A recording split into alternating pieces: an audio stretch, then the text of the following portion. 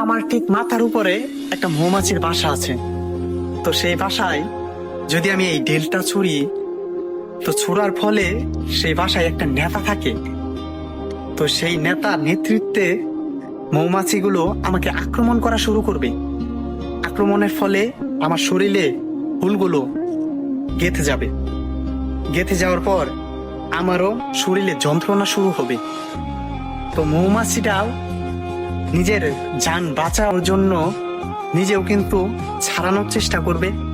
ছাড়ানোর ফলে তার যে পিছনের অংশটা রয়েছে সেটা কিন্তু ছিঁড়ে যাবে।